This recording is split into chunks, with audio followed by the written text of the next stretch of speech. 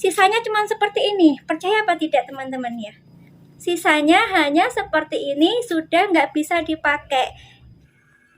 Baiklah teman-teman, sekarang Kak Isti mau berbagi cara kepada teman-teman semuanya bagaimana cara meletakkan pola pada batik dan cara memotongnya.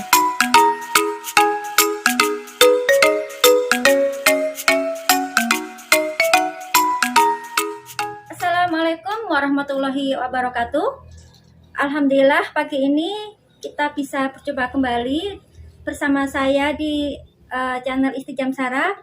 Di video kali ini Kak Isti mau berbagi pengalaman atau bercerita sedikit tentang cara Kak Isti membuat baju couple, yaitu ibu dan anak seperti ini ya. Jadi baju couple ini batiknya tuh hanya terbuat dari seperti kain jarit, tahu ya, panjang kain jarit itu mungkin sekitar 2 meter ya, lebarnya 115 cm. Nah, itu saya diminta oleh teman saya yang spesial untuk membuatkan baju yang seragaman sama anaknya. Nah, pas saya potong itu Masya Allah, karena orangnya juga agak big ya, agak besar ya. Kenapa sayang sebentar? Agak big, jadinya untuk memotong itu butuh tenaga ekstra atau pikiran ekstra agar cukup. Nah, untuk kainnya ini sendiri kalau tanpa kombinasi, kemarin saya potong itu nggak cukup teman-teman ya, karena lebar badan ini sendiri tuh ini lebarnya 118 cm.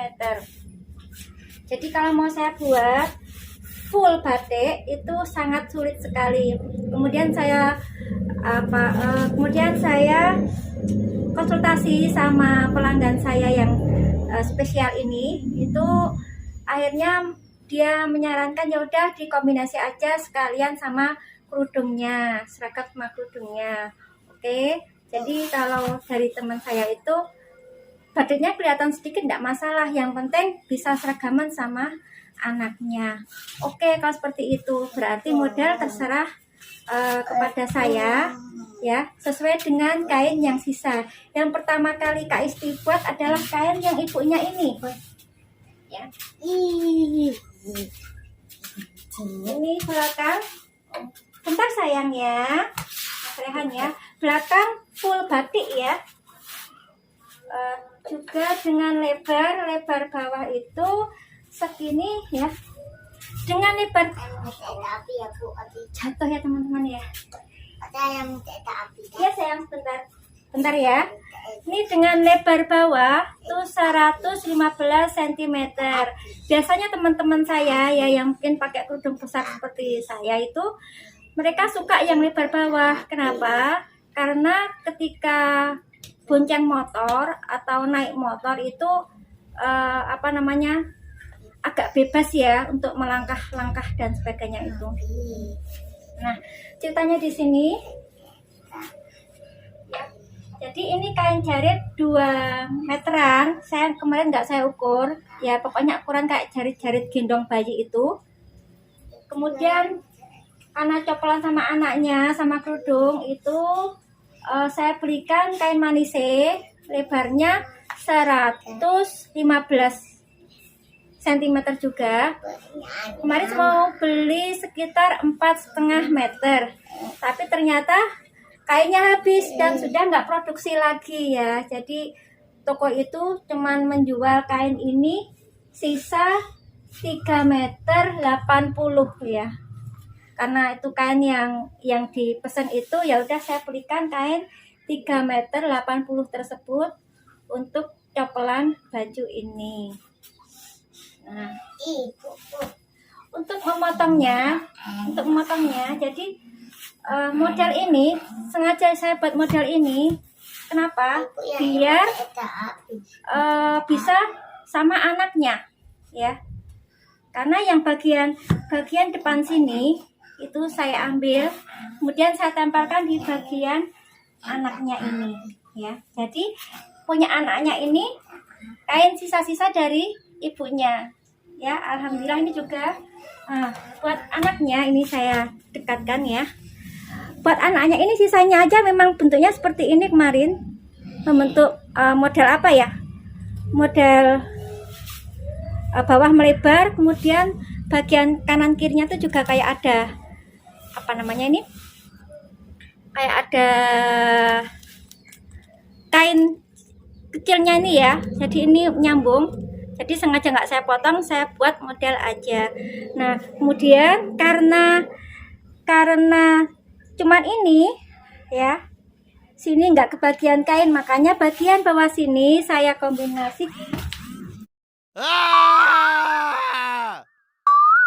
Oh no, Saya nggak boleh maaf ya, misi Rere nakal. Ini saya buat kombinasi sedikit batik sisa-sisa kemarin dari temen saya itu ya. Ini saya buat batiknya, saya tempelkan di sini, kemudian saya kasih sedikit pita sehingga tidak tampak kalau memang kain ini tuh kain sisa-sisa, jadi tetap kanan kiri seimbang. Karena kalau asal kita potong nanti bentuknya atau modelnya jelek ya, kayak kain atau baju murahan aja. Untuk yang ini seperti ini ya. Nah karena kain kemarin cuma 3,80 meter itu kurang ya, karena yang baju buat ibunya ini juga kerudung besar ya. Kerudung besar tuh panjangnya bagian depan itu habis kain, karena panjangnya 105, berarti kain double tuh 210 habisnya, udah buat kerudung sendiri. Nah karena kain ini kurang, makanya saya punya inisiatif lagi ya, biar cukup. Ini kain manise sama. Nah kemudian untuk yang ini kita sambung, ini juga kain sisa, jadi sisanya seberapa saya sambungkan aja. Alhamdulillah kanan kiri pas nih, kanan kiri ya. Nah kemudian kain yang bawah ini karena kurang ya, aku kasih kain emboss jet black ini juga kualitas bagus ya, jet black dari Wolfish yang masih ada stok di saya. Kemudian ini juga masih saya kasih lagi kombinasi kain sisa, jadi bentuknya manis, tidak tampak tembel-tembelan juga. Ini juga ada saku ya. Biasanya anak kecil itu suka pakai saku. Kenapa? Karena kalau silaturahmi ke saudara atau apa, biasanya si anak mendapat angpau atau uang saku atau uang ya, pemberian dari saudaranya tersebut ya. Ini ada saku pun juga, biasanya saya buat khusus itu agak dalam ya, ini agak dalam ya, jadi uangnya tidak mudah hilang atau jatuh. Nah dan bagian depan sini juga aku kasih emboss ya, variasi emboss. Nah, ini kayaknya beda ya. Terus saya sendiri suka pakai resleting yang meteran, nanti tinggal dikasih kepala resleting aja, karena dengan resleting ini tuh biasanya lebih awet daripada resleting Jepang ya. Kemudian yang ini saya kombinasi lagi pakai pita-pita, saya buat pita-pita juga. Kemudian ini juga pita-pita untuk menutup sambungan atau menyamarkan sambungan-sambungan kain ini. Kemudian bagian belakang polos saya kasih action tali untuk pemanis aja. Nah karena ini gamis lebar buat anak-anak ya, tapi bagian pinggang saya kasih karet biar tidak kalau bahasa Jawa dipakai tidak kombor-kombor ya.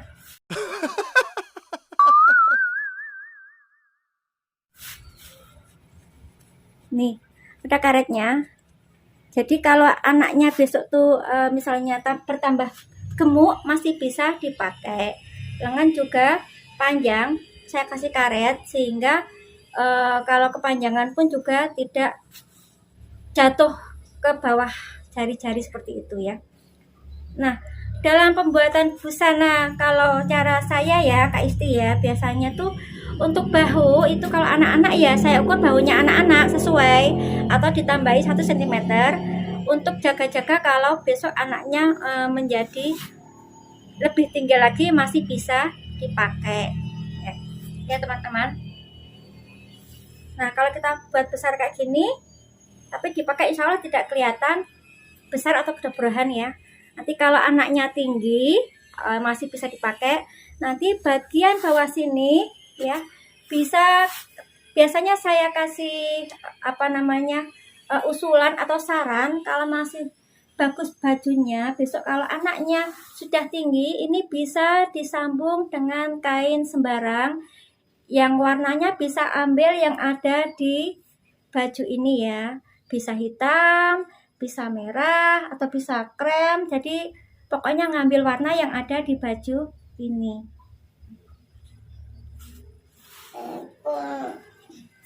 Dan untuk punya ibunya ini, karena orangnya agak big, ini saya buat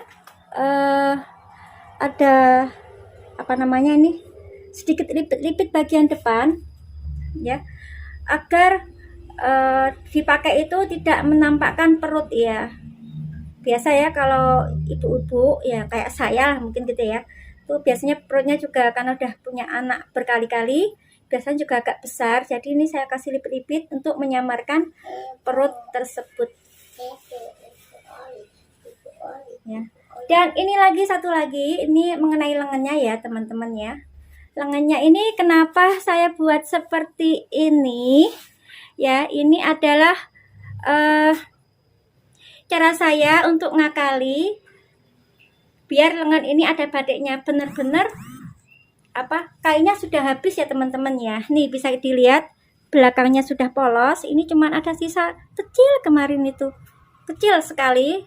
Mau tak sambung ke sini tuh sudah nggak ada kain, makanya ini saya buat seperti ini ya. Terus saya kasih hiasan berupa kancing, jadinya seperti ini. Tidak kelihatan ya kalau ini tuh kain-kain sisa. Jadi dalam membuat suatu model baju, saya biasanya saya utamakan yang ibunya dulu atau yang besar dulu. Jadi nanti kalau ada yang mau copelan sama anaknya, nah dari anaknya itu kita lihat dulu bentuk kainnya tuh seperti apa sisanya, maka nanti dari sisa kain tersebut kita buat model yang sesuai dengan bentuk sisa kain tersebut. Seperti contohnya ini kainnya melebar bawah seperti ini, maka saya buat seperti bentuk kain itu sendiri ya. Nah kalau tidak percaya teman-teman ya, ini saya kasih tahu dari kain 2 meteran kemarin. Ini saya belum membuang, mungkin kalau terbuang cuma yang kecil-kecil ya, serat-serat ya. Sisanya cuma seperti ini, percaya apa tidak teman-teman ya, sisanya hanya seperti ini, sudah nggak bisa dipakai. Memang kalau dalam menjahit saya, kalau baju itu belum diambil orang atau belum selesai dijahit, kain nggak pernah saya buang. Kenapa? Karena kadang nanti di akhir pembuatan baju tuh kita perlu membuat suatu kreasi atau hiasan buat baju itu sendiri, sehingga tampak manis ya. Bisa dibuat bunga, bisa buat aplikasi di tempat yang polos dan sebagainya. Nah kemarin ini saya mau kasih aplikasi di sini sebenarnya teman-teman. Bentar, mau saya kasih aplikasi di sini sedikit. Nah, di sini sedikit yaitu bentuk kotak-kotak gini. Cuman karena kainnya habis, terpaksa tidak saya kasih, tapi ini juga sudah bagus ya karena batik ya, nanti tidak terlalu ramai ya.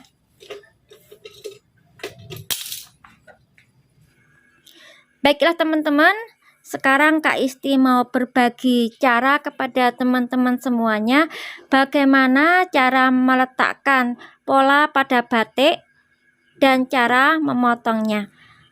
Nah, maaf ya, Kak Isti tidak langsung pada kainnya karena sudah selesai dijahit, tapi ini Kak Isti siapkan dalam bentuk gambar, semoga memahamkan. Nah, ini ada tanda garis putus-putus dan titik ya, itu adalah tanda kain lipatan, tanda lipatan kain. Sedangkan garis lurus di bawah ini adalah tanda pinggir kain. Jadi kain itu dilipat menjadi dua secara memanjang. Untuk rok depan, bagian tengah belakang ini berada di pinggir kain. Untuk rok depan juga berada di pinggir kain juga. Sedangkan untuk kombinasi rok anak bagian depan itu kita letakkan ya sesuai dengan sisa kain yang ada di sebelah sebelah rok depan ini, itu sampai habis ya. Itu kita letakkan di lipatan kain sehingga nanti bisa dibuka ya, seperti model yang ada di sini. Sedangkan untuk yang Kak Isti lingkarin ini, yaitu sisa kain setelah pola pokok dipotong, itu dipakai untuk membuat kombinasi anak, yaitu untuk sisi kanan dan kiri agar bentuk baju anak tersebut menjadi seimbang dan indah. Selain itu juga dipakai untuk manset gamis wanita dewasa, juga untuk kombinasi lengan pada anaknya. Nah, setelah itu tinggal kalian potong.